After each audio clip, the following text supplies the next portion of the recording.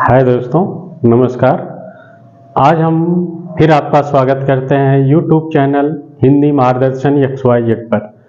हम हिंदी साहित्य का इतिहास लेके चल रहे हैं क्योंकि परीक्षाएं नज़दीक आ रही हैं, इसलिए आप भी लग जाइए और आपको एक सीट लेना है तो परिश्रम करिए। तो अगर आप इस चैनल पर नए हैं तो इस चैनल को सब्सक्राइब कर दें। तो चलिए हम देखते हैं। हमने हिंदी साहित्य का इतिहास शुरू किया है। सर्वप्रथम हमने ये देखा कि हिंदी साहित्य के इतिहास लेखन की परंपरा कब से शुरू हुई।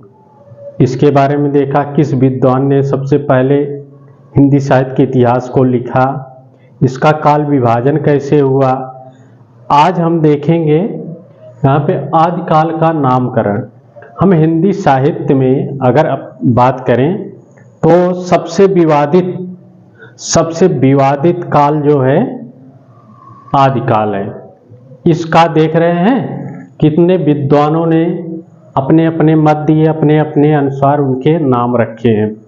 तो इसी के बारे में देखेंगे। एक प्रश्न यहाँ से बनता है, सबसे विवादित काल कौन सा है, तो हमारा ये हो जाएगा आदिकाल। इसी के बारे में आज हम पूरा विस्तार से चर्चा करेंगे।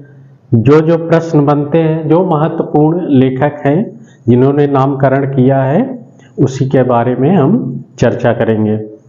तो नामकरण जो होता है, जैसे बच्चा पैदा होता है तो उसका नामकरण होता है। नामकरण का मतलब होता है पहचान। तो हिंदी साहित्य को देखें या इतिहास देखें या साइंस में जाएं तो सभी का एक ना एक इतिहास है, उसका नामकरण हुआ है। उसी आधार पर हम देखते हैं आदिकाल का नामकरण, सबसे विवादित काल। तो सबसे पहले देखते हैं जिन्होंने नामकरण किया था, यानी काल विभाजन किया था, अब्राहम जॉर्ज ग्रियर्सन। इन्होंने हिंदी साहित्य के काल को 11 भागों में बांटा था। इसके पहले हम देख चुके हैं। तो यहाँ देखते हैं कि 11 भागों में बांटा था।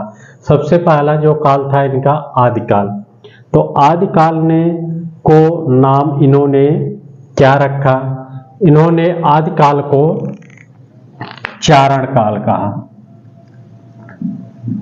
यहीं से प्रश्न बनता है किसने क्या नाम दिया, चारण काल। ये किसके द्वारा दिया गया है, अब्राहम जॉर्ज ग्रियर्सन के।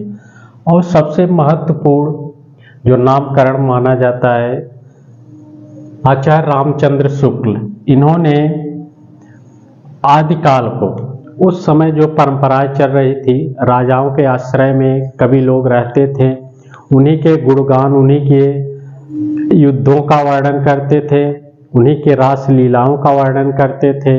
इसलिए जो युद्धों के ज़्यादा जो कवि होते थे वे युद्धों में भी चले जाते थे, तो वहाँ आंखों देखा वर्णन करते थे। इसलिए आचार्य रामचंद्र शुक्ल ने आदिकाल का नामकरण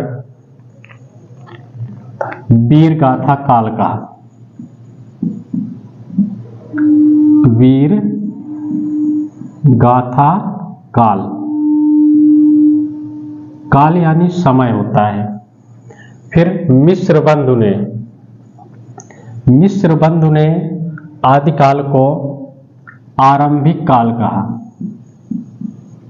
आरंभिक काल। फिर आ जाएंगे हजारी प्रसाद द्विवेदी। इन्होंने हिंदी साहित्य को जो नाम दिया वही सर्वमान्य मत हुआ। इन्होंने आदिकाल को, जो यहाँ देखें आदिकाल लिखा है, तो ये किसके द्वारा दिया गया है नाम, हजारी प्रसाद द्विवेदी। आदिकाल यही सर्वमान्य मत है जो आदिकाल का नामकरण हुआ है। आदिकाल किसने नाम दिया, तो हजारी प्रसाद द्विवेदी। ये आदिकाल। रामचंद्र शुक्ल ने क्या कहा, वीर गाथा काल। उस समय वीरता का वर्णन किया जाता था, राजाओं की प्रशंसा में लिखे जाते थे। फिर राम कुमार वर्मा, इन्होंने चारण काल और संधिकाल, ये किसके द्वारा दिया गया? राम कुमार वर्मा के द्वारा चारण काल और संधिकाल, ये दोनों नाम अगर पूछा जाए तो किसने दिया है? राम कुमार वर्मा। और चारण काल ग्रियर्सन ने दिया है, यहाँ भी ध्यान दीजिएगा। तो इसके बाद हम आएंगे राहुल सांस्कृत्यायन। राहुल सांस्कृत्यायन ने बौद्धों के बारे में यानी सिद्धों के बारे में सबसे अधिक चर्चा की, इसीलिए इन्होंने उसका नाम सिद्ध सामंत काल, सिद्ध सामंत काल नाम दिया। फिर महावीर प्रसाद द्विवेदी आ जाते हैं, इन्होंने बीज वपन काल कहा।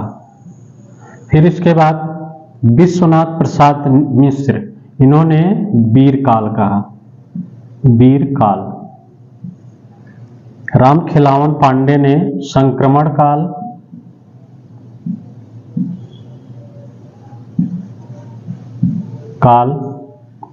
रमाशंकर शुक्ल रसाल, इन्होंने आदिकाल का नाम जय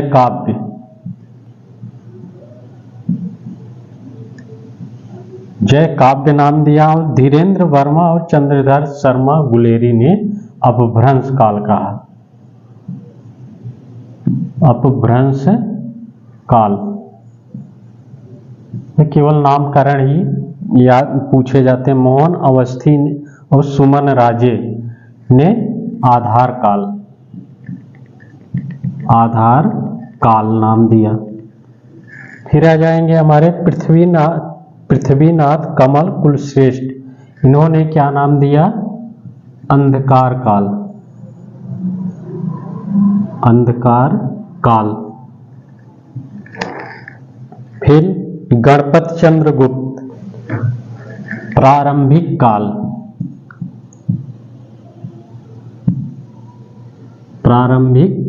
काल या उन्मेष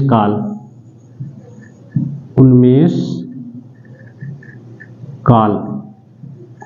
ये जो है विभिन्न विद्वानों द्वारा जो महत्वपूर्ण है, इनके द्वारा जो नामकरण किया गया। अब्राहम जॉर्ज ग्रियर्सन ने चारण काल दिया, सर्वप्रथम इन्होंने काल विभाजन किया।